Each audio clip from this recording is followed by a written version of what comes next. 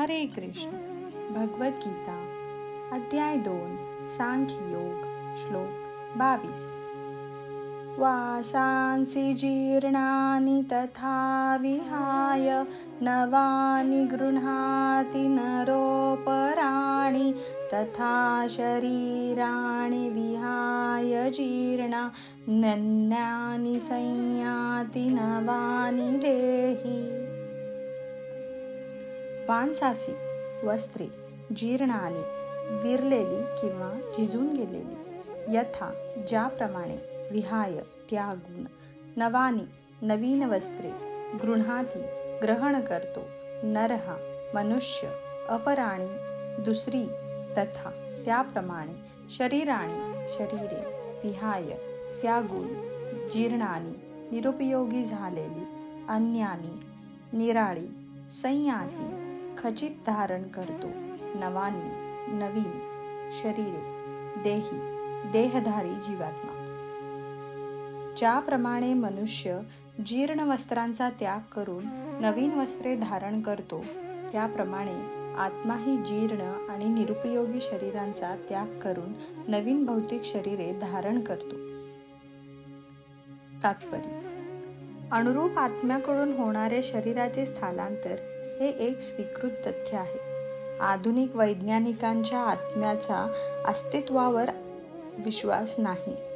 तसेच त्यांना हृदयातून उगम पावणाऱ्या शक्तीचे स्पष्टीकरणही देता येत नाही. पण अशा वैज्ञानिकांना सुद्धा शरीरात होणारी परिवर्तने, जी बाल्यावस्थेतून कौमार्यावस्था आणि कौमार्यावस्थेतून तारुण्यावस्था आणि पुन्हा तारुण्यावस्थेतून वार्धक्यावस्था अशी विविध अवस्थांमधून दिसून येतात, ती मान्य करावीच लागतात.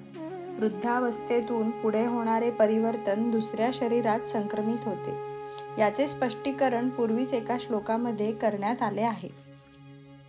अनुरूप जीवात्म्याचे दुसऱ्या शरीरात होणारे संक्रमण हे परमात्म्याच्या कृपेमुळे शक्य होते. ज्याप्रमाणे एखादा मित्र दुसऱ्या मित्राची इच्छापूर्ती करतो, त्याप्रमाणे परमात्माही अनुरूप आत्म्याची इच्छापूर्ती करतो. मुंडकोपनिषद तसेच श्वेताश्वतरोपनिषद यांसारख्या वैदिक साहित्यात आत्मा आणि परमात्मा यांची तुलना ही एकाच वृक्षावर बसलेल्या 2 पक्ष्यांशी करण्यात आली आहे. त्यांपैकी एक पक्षी म्हणजे अनुरूप जीवात्मा वृक्षाची फळे खात आहे आणि दुसरा पक्षी म्हणजे श्रीकृष्ण आपल्या मित्राकडे केवळ पाहत आहे.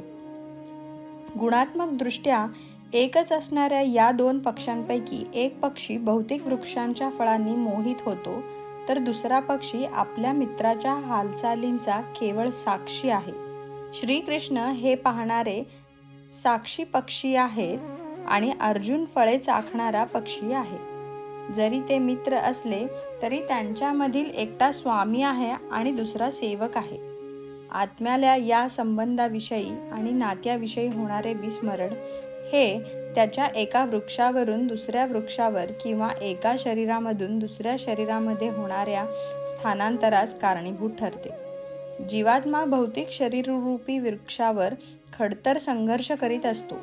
अर्जुन स्वेच्छेने उपदेशाकरिता श्रीकृष्णांना शरण गेला, त्याप्रमाणे ज्या क्षणी एक पक्षी दुसऱ्या पक्षाचा परमश्रेष्ठ आध्यात्मिक गुरु म्हणून स्वीकार करतो, तत्क्षणी तो कनिष्ठ किंवा गौण पक्षी सर्व प्रकारच्या शोकातून मुक्त होतो.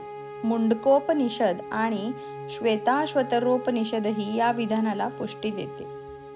जरी 2 पक्षी एकाच वृक्षावर असले तरी झाडाची फळे चाखणारा पक्षी चिंता आणि खिन्नता यांनी पूर्णपणे ग्रस्त झालेला असतो. तथापि तो दुःखग्रस्त पक्षी कोणत्याही रीतीने आपल्या मित्राकडे म्हणजेच भगवंतांकडे ज्या क्षणी पाहतो आणि त्यांचे श्रेष्ठत्व जाणतो, तत्क्षणी तो सर्व चिंतातून मुक्त होतो. अर्जुनाने आता आपल्या नित्य मित्राकडे म्हणजेच श्रीकृष्णांकडे पाहिले आहे आणि त्यांच्याकडून तो भगवद्गीता जाणून घेत आहे. याप्रमाणे श्रीकृष्णांकडून श्रवण केल्यामुळे तो भगवंतांची परमलीला जाणून शोकातून मुक्त होऊ शकतो. या ठिकाणी भगवंत अर्जुनाला उपदेश देतात की त्याने आपले वृद्ध पितामह आणि गुरु यांच्या देहस्थित्यंतरामुळे शोक करू नये. त्यापेक्षा त्याने धर्मयुद्धात त्यांच्या शरीराचा वध करून विविध शारीरिक कर्मांच्या भोगातून त्यांना मुक्त करण्यात आनंद मानला पाहिजे. यज्ञवेदी किंवा योग्य रणभूमीवर आपले जीवन समर्पित करणारा मनुष्य शारीरिक कर्मभोगांपासून तत्काळ मुक्त होतो आणि जीवनातील उच्चतर स्तरावर उन्नत होतो. यास्तव अर्जुनाने शोक करण्याचे काहीच कारण नव्हते. हरे कृष्ण.